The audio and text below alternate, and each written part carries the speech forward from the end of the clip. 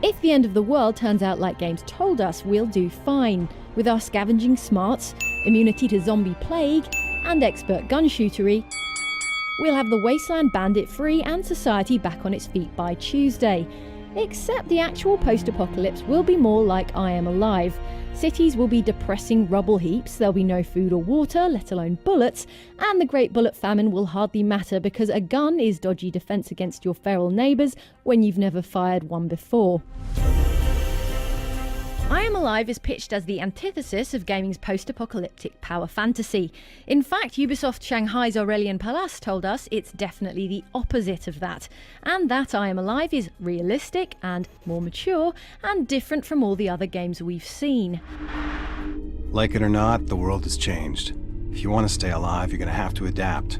And so the game lifts its setting and atmosphere from movies, says Pallas, more than games. Specifically, the film adaptation of misery travelogue The Road, with a dash of the Book of Eli, which is inferior but has machetes. The protagonist of I Am Alive is less a one-man army and more the beleaguered dad in The Road. Before a set of cataclysmic earthquakes laid everything to waste, he'd never fired a gun.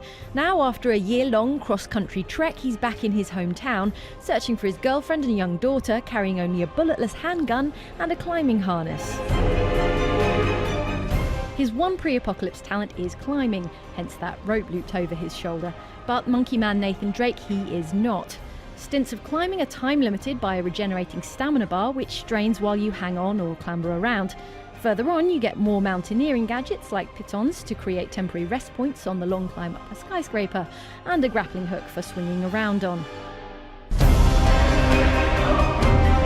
The stamina gauge makes climbing sessions short and tense. When it's nearly empty, you can hammer the right trigger to have him overexert himself, but it damages your stamina reserves more permanently, and you have to later restore that lost stamina with food items.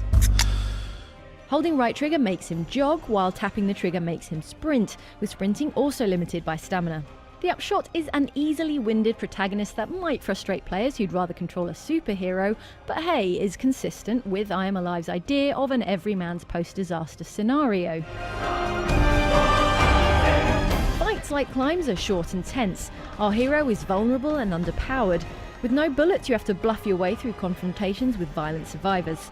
You can keep unarmed survivors at gunpoint to ward them off, or surrender and let them get close enough for you to attempt the grisly one-button surprise kill with your machete. When you do scavenge a single bullet, you must use it strategically. Look for the mouthiest member of a gang, take him out, and the others will back down. Eventually, he also picks up a bow and arrow. Though his ability to headshot body-armoured thugs with it shakes the illusion of Joe Average's post-apocalyptic adventure, it at least lets you shoot more things, since you can retrieve the arrow from the split skull of a victim. I Am Alive has 10 levels through which you explore the ruins of the city, climb, scavenge and deal with other survivors. It isn't an open world game, but levels aren't completely linear. There are some areas off the beaten track in which you might find survivors who can shed light on what happened to the protagonist's missing family. Checkpoint restarts are nearly as scarce as bullets. After you've spent the few you have, you must restart the whole level when you die, and first aid kits are hard to come by too. At one point in our time with the game, we couldn't save a woman's injured son because we'd already used the single kit we'd found in an hour of play, which made for a pleasing/harrowing moment of helplessness in what in another game might have been a routine fetch quest. So, in I Am Alive, we're looking forward to a post-apocalyptic experience that has you scraping by instead of conquering all.